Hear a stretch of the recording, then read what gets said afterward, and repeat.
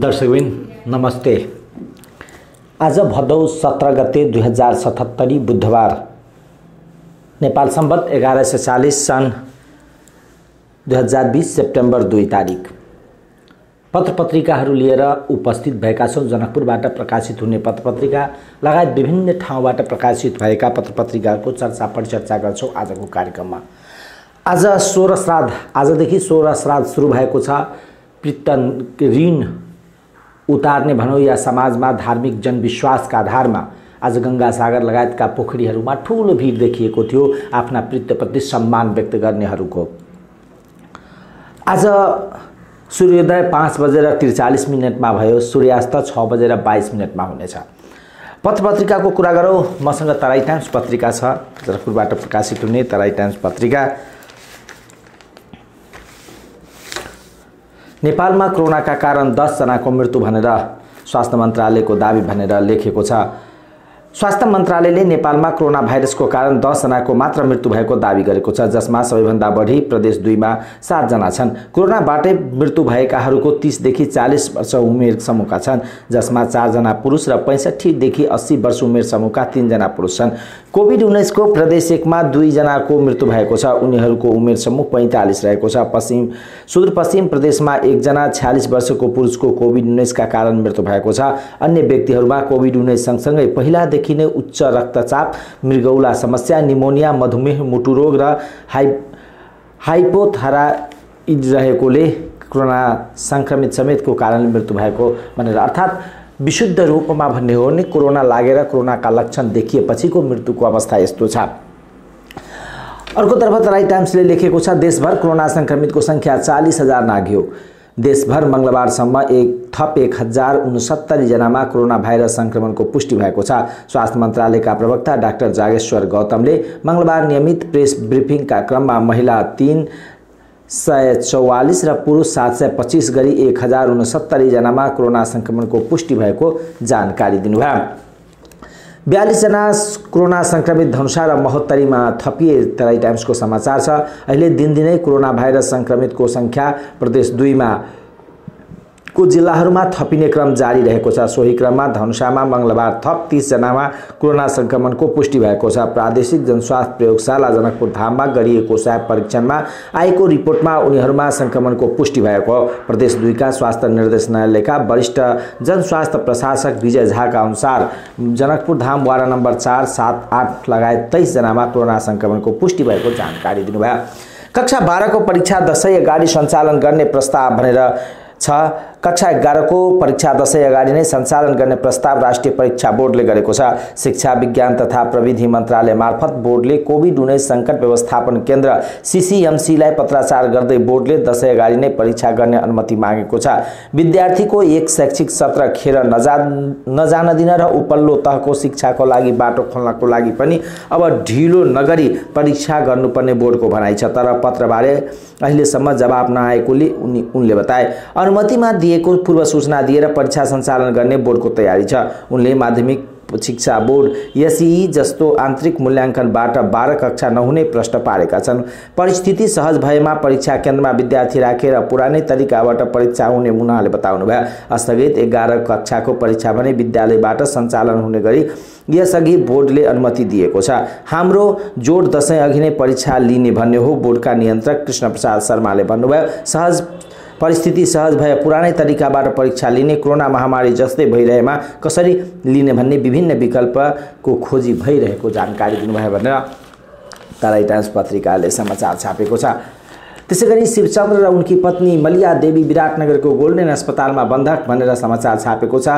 झन्डै 1.5 महिनादेखि सप्तरीको अग्निसायर कृष्ण सावर्ण गाउँपालिका 6 महुलीका शिवचन्द्र सदा र उनकी पत्नी मलिया देवी विराटनगरको गोल्डन अस्पतालमा बन्धक बनेका छन्। कुटपिटबाट घाइते भएका ती दम्पति निको भइसके भए पनि पैसा तिर्न नतिरेको कारण देखाउँदै अस्पतालले बन्धक बनाएको छ भनेर समाचार छापेको छ।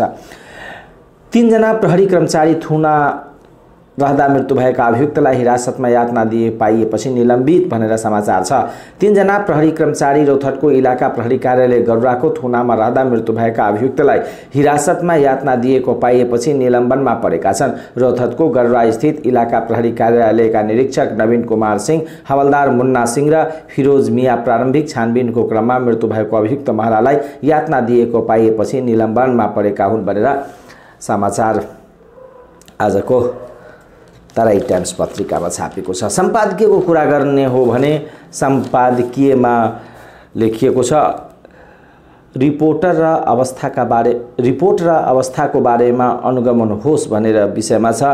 नियमन निकायले चासो लिएर निजी क्लिनिक, अस्पताल तथा भिडियो एक्सरेहरूको शुल्क र बिरामीहरूले दिने गरेको रिपोर्ट र अवस्थाको बारेमा अनुगमन हुन जरुरी छ भनेर लेखिएको छ आजको तराई टाइम्स पत्रिकाले समाचार। कान्तिपुर पत्रिका छ। कान्तिपुर पत्रिकाले महानगरमा बढ्दै भोकाहरू भनेर समाचार लेखिएको छ। जसरी कोरोना संक्रमणसँगै लकडाउन लगायतका समस्याहरू बढिरहेको अवस्था छ, त्यसले पनि कतै न कतै समस्या सृजना गरिरहेको अवस्था पनि छ। कोही भोकै बस्नु पर्दैन र राष्ट्रपति प्रधानमन्त्रीको बाचा चटक्क भुलाउने गरी खुला मञ्चको छेउमा 6 बजेदेखि खाना पाउने आसमा लाइनमा उभिएकाहरू कल्याङ मल्याङ सुरु हुन्छ। विभिन्न व्यक्ति र संस्थाले राजधानीमै सयौं भोकाहरूलाई निशुल्क खाना खुवाइरहेका छन्। सरकारले भने यसलाई देखेर पनि नदेखे झै गरिरहेको छ भनेर आजको कान्तिपुरमा समाचार छ। नेकपामा पुरानै राष्ट्रिय सभामा लगिएला गौतम भनेर समाचार छ। प्रधानमन्त्री केपी शर्मा ओलीले सोमबार कुराकानीमा नेकपा उपाध्यक्ष वामदेव गौतमलाई डोल्पाबाट प्रतिनिधि सभा सदस्यको लागि चुनाव लड्न प्रस्ताव गरे। 2074 को प्रतिनिधि सभा चुनावमा पराजित भएता गौतमको चर्चा कहिले आफै कहिले पार्टी अरू नेताहरूबाट प्रस्तावित सांसदहरूको रूपमा हुँदै आएको छ। गौतमलाई सांसद बनाउनको लागि भएको यो 22औं पटकको चर्चा हो। यसअघि पनि गौतमलाई ओलीले सोही प्रस्ताव गरेका थिए, तर गौतमबाट जवाब पाइसकेको थिएन। सोमबार भने गौतमले प्रष्ट रूपमै अहिले प्रतिनिधि सभाको चुनाव हुने सम्भावना नरहेकोले आफूलाई राष्ट्रिय सभा सदस्य बनाउने फागुन 14 को सचिवालय बैठकले गरेको निर्णय कार्यान्वयन गर्न प्रस्ताव गरे। केपीजीबाट सोमबार र 2 दिन अघि प्रतिनिधि सभामा डोल्पाबाट चुनाव उठ्न प्रस्ताव आएको थियो, मैले स्वीकार गरिन, गौतमले मंगलबार भनेर समाचार लेखिएको छ। अर्कोतर्फ कोसेलीमा गुर्जो अहिले जसरी कोरोना संक्रमणको बढिरहेको त्रास छ, त्यो त्रासको बीचमा अहिले उपहारको रूपमा गुर्जो लगायतका काठमाडौँसम्म आफन्त र साथीभाइलाई उनले अचेल नयाँ कोषले पठाउन थालेका छन्। गुर्जो सदरमुकाम बेनी बजारमा कृष्ण सुवेदी र जो 3 महिनादेखि आफै पनि नियमित गुर्जो सेवन गरिरहेका छन्। आयुर्वेद चिकित्सामा रोग प्रतिरोधात्मक क्षमता बढाउन र विभिन्न रोग उपचारमा गुर्जोको उपयोग हुँदै आएको उनले अहिले थाहा पाएका हुन् भनेर कान्तिपुरले आज समाचार छापेको छ।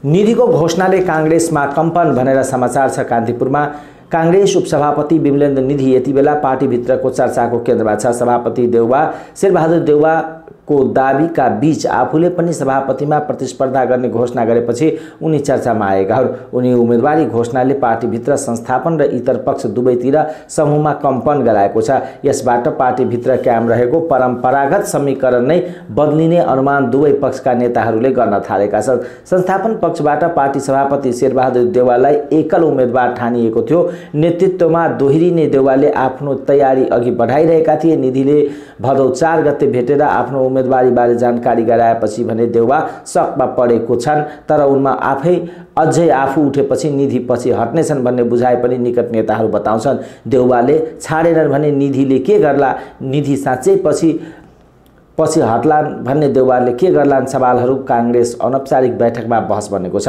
निधिले देउवासँग भेटेर उम्मेदवारीको जानकारी मात्र गराएनन्। तपाईको उम्मेदवार नै म हुन चाहन्छु भनेर सहयोगको आग्रह गरेका थिए। देउवाले 15औं महाधिवेशनसम्म कुर्न आग्रह गरे, तर निधि सहमत भएनन्। असहमति बीच बुधा नीलकण्ठबाट निस्किएका निधिले आफ्नो तयारीको गियर बढाएका छन्। उनले उम्मेदवारी घोषणा र अहिले गरिरहेको तयारीले पार्टीमा कायम रहेको परम्परागत पोखरीमा छाल आएको छ। अब सबैलाई निधि उम्मेदवार हो भन्ने पडिसकेको छ, तर पार्टी सभापतिलाई अझै परेको जस्तो लागेको छैन। निधि निकट एक नेताले भने आफूले फेरि एकपटक सभापति भेटेर दिमागमा के गर्ने भन्ने उम्मेदवार हो, पछि हर्दिन भन्ने कुरा प्रभाव पार्न खोज्नु भएको छ। त्यसका लागि केही दिनमै सभापतिसँग भेट्न तयारीमा हुनुहुन्छ भनेर आजको कान्तिपुरमा समाचार छ। त्यसैगरी निर्वाचन कानुनको तयारी, उम्मेदवार हुन पेसा व्यवसाय छोड्नुपर्ने भनेर आजको समाचार छ। निर्वाचन आयोगले निजी स्वार्थका पेसा व्यवसायमा संलग्न व्यक्तिले निर्वाचनमा उम्मेदवार हुनु पूर्व आफूले त्यसबाट अलग भएको घोषणा गर्नुपर्ने तथा हरेक उम्मेदवारको निर्वाचन सम्बन्धी आय व्यय ब्याङ्किङ प्रणालीबाट गर्नुपर्ने प्रस्ताव गर्दै आएको छ। आयोगले निर्वाचन सम्बन्धी कानुन संशोधन गरेर ती प्रावधान थप्ने गृह कार्य गर्दैछ। उद्योग सञ्चालक, निर्माण व्यवसायी, विद्यालय, मेडिकल कलेजका सञ्चालक, आयात निर्यात व्यापारमा संलग्न जस्ता व्यक्तिहरू पछिल्लो समय सहजै सांसद भएपछि त्यसपछि मन्त्री बनेका उदाहरण छन्। सांसद भएपछि उनीहरूले आफ्नो स्वार्थ अनुकूल कानुन बनाउने समेत गरेका छन्। आयोग स्रोतका अनुसार पैसा र प्रभावका बलमा राजनीतिमा सहजै अवसर लिइरहेका व्यक्तिहरूको प्रवेशलाई निरुत्साहित गर्न कानुनमा संशोधनको तयारी छ। उनीहरूलाई उम्मेदवार बन्नबाट रोक लगाउन सक्दैन, तर उम्मेदवार हुनु पूर्व तिनले आफू संलग्न रहेको पेसा व्यवसायबाट अलग भएको घोषणासहित प्रमाणपत्र ल्याउनु पर्नेछ, स्रोतले भन्यो भनेर समाचार छ। त्यसैगरी 12 जिल्लामा सक्रिय संक्रमित 500 भन्दा बढी भनेर समाचार छ आजको कान्तिपुरमा। मोरङमा 961, सुनसरीमा 533, धनुषामा 669, पर्सामा 1207, बारामा 646, महोत्तरीमा 824, रौथटमा 784, सर्लाहीमा 1103, काठमाडौँमा 4485, चितवनमा 5065, ललितपुरमा 663 र रूपन्देहीमा 649 भनेर 500 भन्दा बढी सक्रिय संक्रमित रहेको जिल्लाको विवरण छ आजको कान्तिपुरमा।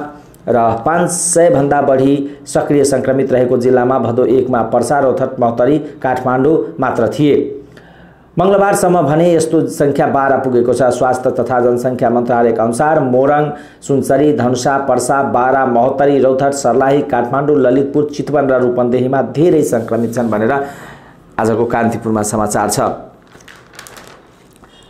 त्यसैगरी संक्रमण बढ्यो, कैदी बन्दी घटेनन् भनेर समाचार छ।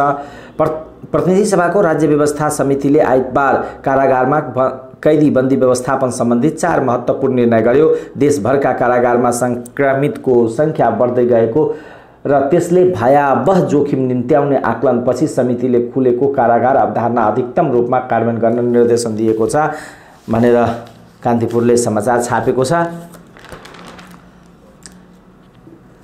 सम्पादकीय पृष्ठको कुरा गर्ने हो भने सम्पादकीयमा इराक, अफगानमा कार्यरत नेपालीबारे सरकारको मौन नेता भनेर समाचार छापिएको छ। नेपालीको यस्तो सस्तो मृत्युबाट अफगानिस्तान र इराक युद्धमा अमेरिकी सैनिकलाई प्रत्यक्ष अप्रत्यक्ष सहायता उपलब्ध गराउने कम्पनीहरूले करोडौं डलर मुनाफा कमाइरहेका छन्। कम्तीमा नेपालले अमेरिकी सरकारसँग कूटनीतिक माध्यमबाट यस विषयमा सरोकार राख्ने हो भने पनि सयौं नेपालीले उचित क्षतिपूर्ति पाउन सक्छन्। यसबारे सम्बन्धित निकायको ध्यान जानुपर्छ भनेर आजको समाचार छ सम्पादकीय छ कान्तिपुरमा। त्यसैगरी मदन भण्डारीसँग तेर्सिएका नेकपा भनेर टीका ढकालको आलेख छ। नागरिक दैनिक जीवनमा कहिल्यै विद्यमान कठिनाइलाई छुन सकिएन भने सुदूर भविष्यमा आउने भनेको कुनै पनि बादको अर्थ रहँदैन। सिद्धान्तका गहिरो तलाउमा डुबकी मार्दा बौद्धिक स्वाद त पाउला, तर काठमाडौँका धारामा पानी आउन मेलम्ची नै बन्नुपर्छ भनेर मदन भण्डारीसँगको तेर्सिएको नेकपा भनेर विचार पृष्ठ छ। सम्पादकीय विचार पृष्ठमा लेखिएको छ टीका ढकालले। त्यसैगरी ज्ञानेन्द्र बहादुर कार्कीले लेख्नु भएको छ परिवर्तित परिस्थिति र कांग्रेस। कुनै राजनीतिक परिवर्तन संस्थागत हुनका लागि त्यसले आम जनताको जीवनमा के परिवर्तन ल्यायो भन्ने विषय सबैभन्दा महत्त्वपूर्ण हुन्छ। कांग्रेससँग आम जनता यसबारे अस्पष्ट हुन चाहेका छन् भनेर आलेख छ ज्ञानेन्द्र बहादुर कार्कीको। त्यसैगरी नयाँ दिल्लीको समाचार छ जहाँको बजार नेपालीले जान्छन् भनेर कोरोना भाइरस महामारीसँगै नेपाल भारत सीमामा कराई भए पनि हिमाचल प्रदेश राज्य र व्यवसायी नेपाली कामदार फर्काउन सक्रिय भएका छन् भनेर आजको कान्तिपुरले समाचार छ कान्तिपुरमा। त्यसैगरी अन्य समाचारहरूमा ठाडिएन यसै तानिएन रथ भनेर समाचार छ। जनकपुर टुडेको कुरा गर्ने हो भने संक्रमित 1069 थपिए भनेर लेखिएको छ। पेट्रोलियमको मूल्य बढ्यो, सीमाभन्दा सस्तो भनेर जनकपुर टुडेको समाचार छ। नेसनल र जानकी मेडिकलका सञ्चालकले कानुनको खेलाची गरिरहेका छन्, मुख्यमन्त्री लालबाबु राउतको कथनलाई लिएर समाचार बनाइएको छ। मुख्यमन्त्री लालबाबु राउतले प्रदेशभित्रका निजी अस्पताल तथा मेडिकल कलेजले कुनै समन्वय र सहकार्य गर्न नचाहेको बताएका छन्। उनले सङ्घीय सरकारले जुन किसिमको निर्देशन दिनुपर्ने हो त्यो नदिएको कारण यी अस्पतालका सञ्चालक यस्तो महामारीको समयमा पनि आफ्नै तालमा हिँडिरहेको बताए। कोरोना नियन्त्रण गर्न सन्दर्भमा धनुषा महोत्तरीका सरोकारवालासँग सुझाव लिन मंगलबार बर्दिवासमा आयोजित छलफलमा राउतले प्रदेशका निजी मेडिकल कलेज र अस्पतालले कुनै किसिमको समन्वय र सहकार्य गर्न नचाहेको भनेर लेखिएको छ। हो दर्शकबिन, अब मुख्यमन्त्रीज्यूको अब मेडिकल कलेजसँग जुहारी खेल्ने काम भइरहेको छ। आफूले गरेको कामको सामाजिक विकास मन्त्रीको छेउमा राखेर भाषण गर्नुहुन्छ मुख्यमन्त्रीजी, लाज लाग्दैन? भन्नु पर्दैन मुख्यमन्त्रीजीले तपाईँ आफूले गरेको कामको हिसाब दिनुस् जनतालाई? जनतालाई हिसाब नदिने र अरूमाथि दोषारोपण गरेर आफू चोखो छु अरू सबै दोषी छन् भन्ने मनस्थिति र दिमागबाट काम भइरहेको छ प्रदेश सरकारको, जस कारणले आज महामारीको यस्तो भयावह अवस्था छ। मुख्यमन्त्री लालबाबु राउत अहिले आफ्नो असक्षमता नुकाउनको निमित्त अरूमाथि दोषारोपणमा व्यस्त छन्। भनिदिनुपर्छ जनतालाई, कमसेकम यति दिन भएको छ कोरोना महामारी आएको बेलामा मैले जनताको लागि यो काम गरेँ भनेर कमसेकम आफ्नै मिडिया मार्फत आफ्नै प्रेसका के मुख्यमन्त्री सञ्चार के गठन गर्नुभएको छ, त्यसैमाथ भनिदिनुपर्छ मैले यो गरेँ। सामाजिक विकास मन्त्रीले भनिदिनुपर्छ मैले यति यति पैसा फलानु फलानु शीर्षकमा खर्च गरेँ, क्वारेन्टाइन आइसोलेसनमा प्रदेश सरकारले यो शीर्षकमा पैसा खर्च गर्यो। त्यो सम्म नभन्ने मुख्यमन्त्रीले अरूमाथि दोषारोपण गरेर आफूले माफिया र भ्रष्टाचारलाई संरक्षण गर्ने आफू निकटका व्यक्तिहरूलाई र अरूमाथि दोषारोपण गराउने। यदि हामीले अरूमाथि दोष लगाएर उम्किने खोज्छौँ भने सबभन्दा पहिले यदि हामी इमानदार बन्न चाहन्छौँ भने आफूसँग भएका आफ्ना संरचनाहरूको पारदर्शिता गरिदिनुपर्छ। अरूमाथि दोषारोपण गराएर गर्दै जाने हो भने नेसनल मेडिकल कलेज भन्छन् मुख्यमन्त्री लगायतका राज्यले हामीसँग कुनै समन्वय गरिरहेको अवस्था छैन, जति भइरहेको छ हामी आफ्नो प्रयासबाट गरिरहेका छौँ। अब यस्तो अवस्थामा आरोप प्रत्यारोपमै गरेर गर्ने हो भने आम जनताको जसरी मृत्युवरण भइरहेको छ त्यो मृत्यु निश्चित छ। कमसेकम यति त सरकारका अगुवाहरूले बुझ्नुपर्ने हो। सरकारी सहकारी क्षेत्रलाई प्रविधि मैत्री बनाउनु पर्छ मन्त्री शाह भनेर समाचार छापिएको छ। जनकपुर टुडेमा प्रदेश 2 का भूमि व्यवस्था कृषि सहकारी मन्त्री शैलेन्द्र प्रसाद शाहले सहकारी क्षेत्रलाई प्रविधि मैत्री बनाउन आवश्यक रहेको बताएका छन् भनेर लेखिएको छ। प्रदेशमा कोरोना संक्रमितको तथ्याङ्क 2 अङ्कमा झर्यो। प्रदेश 2 मा कोरोना संक्रमितको तथ्याङ्क 2 अङ्कमा झरेको छ। पछिल्लो 1 महिना यता 13 अङ्कमा आउँदै गरेको तथ्याङ्क मंगलबार 2 अङ्कमा झरेको छ। पछिल्लो 24 घण्टामा प्रदेशमा 88 जनामा कोरोना संक्रमणको पुष्टि भएको हो। यसअघि 24 घण्टाभित्र 400 जना संक्रमित देखिएको थियो र सोमबार मात्र 196 जना संक्रमित देखिएको थियो भनेर आजको जनकपुर टुडेमा समाचार छ। घट्छ, सजिलो छ घट्ने उपाय, किन घट्दैन? किनभने टेस्ट नगर्नुस्, टेस्टै नगर्ने हो भने त त्यत्तिकै हत्ता घटिहाल्छ नि। नेपालको पनि सन्दर्भमा कुरा गर्ने हो भने टेस्ट आज बन्द गरिदियो भोलिदेखि त घट्न सुरु भइहाल्छ। यस्तो टेस्ट प्रक्रिया हाम्रो दुरुस्त भएन र प्रदेश सरकार मौन र नौटङ्कीमा लिप्त देखिएको अवस्था पनि छ। मठ मन्दिरको जग्गा संरक्षण गरेर सम्पादकीय लेखिएको छ जनकपुर टुडेमा र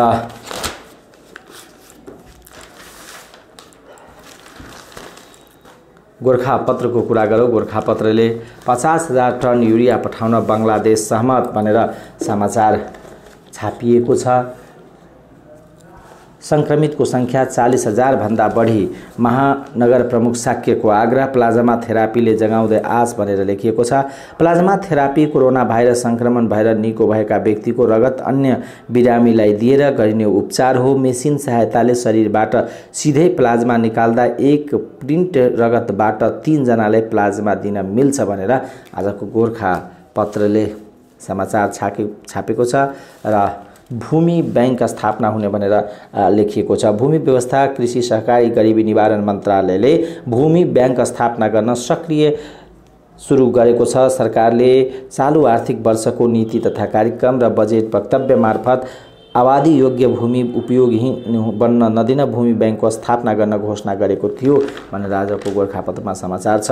गुर्जोको माग बढ्दो, अहिले गुर्जोको माग निकै बढेको छ र बालबालिकाप्रति सरकार चिन्तित भनेर लेखेको। स्थानीय न्यायिक समितिको विरासत भनेर राममाया लामिछानेको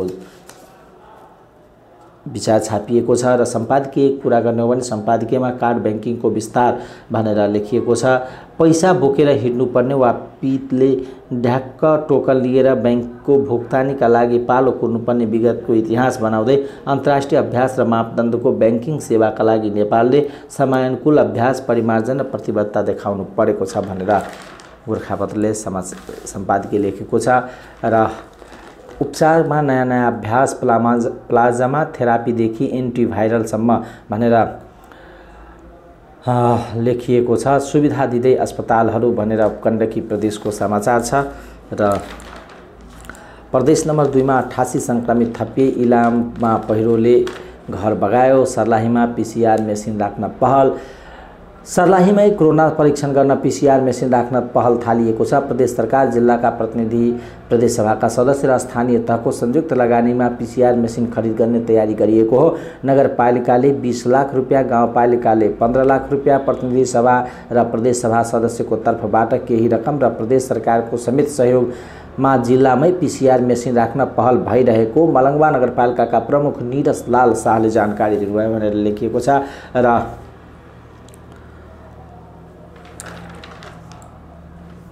अन्तर्राष्ट्रिय उडान सुरु भएको अर्थपृष्ठमा समाचार छ।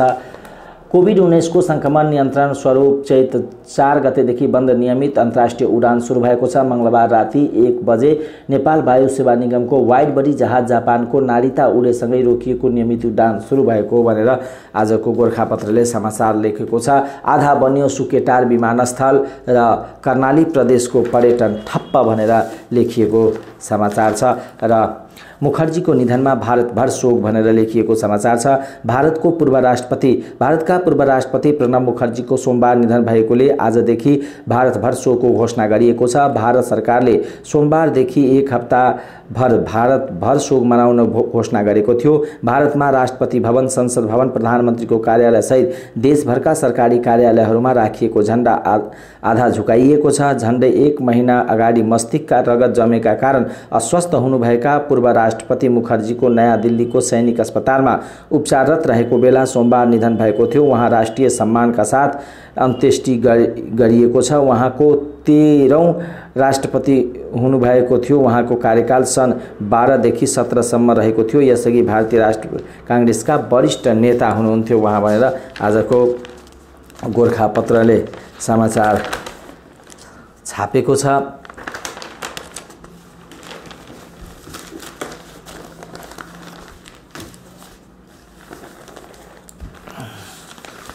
पत्रपत्रिकाहरूको कुरा गर्ने हो भने श्राद्ध अहिले 16 श्राद्ध सुरु भएको छ। 16 श्राद्धमा के गर्ने के नगर्ने भनेर कुरा छ। र अर्कोतर्फ मुखर्जीको निधनसँगै जनकपुर धामसँग गरिएको प्रतिबद्धता तुहियो भनेर समाचारहरू छापिएको छ।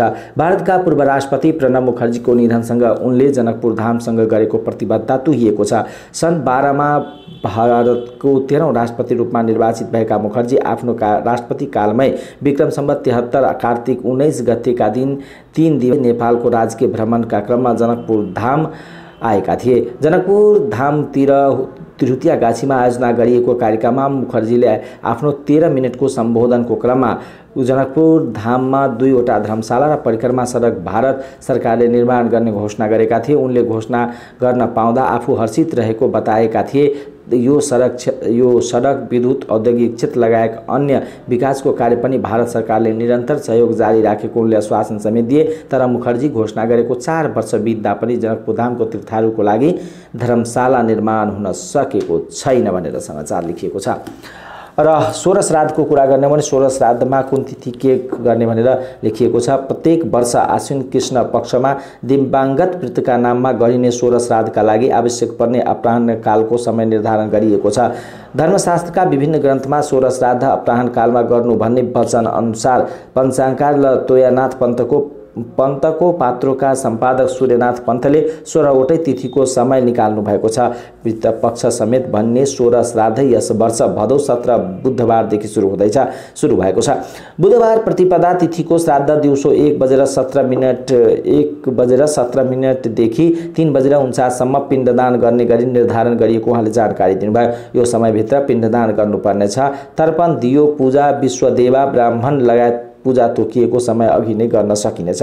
यो समय पिण्डदान नगरे पितृले पाउँदैनन् भन्ने शास्त्रीय वचन रहेको धर्मशास्त्रविद एवं नेपाल पञ्चाङ्ग निर्णायक समितिका अध्यक्ष प्राध्यापक डाक्टर रामचन्द्र गौतमले बताउनुभयो। त्यस्तै भदौ 18 गते बिहीबार द्वितीया तिथि श्राद्ध दिउँसो 1:17 देखि 3:48 सम्म दिएको छ। भदौ 19 गते तृतीया तिथिको श्राद्धको समय पनि 1:17 देखि 3:48 सम्मको छ भनेर समाचारहरू छापिएको छ।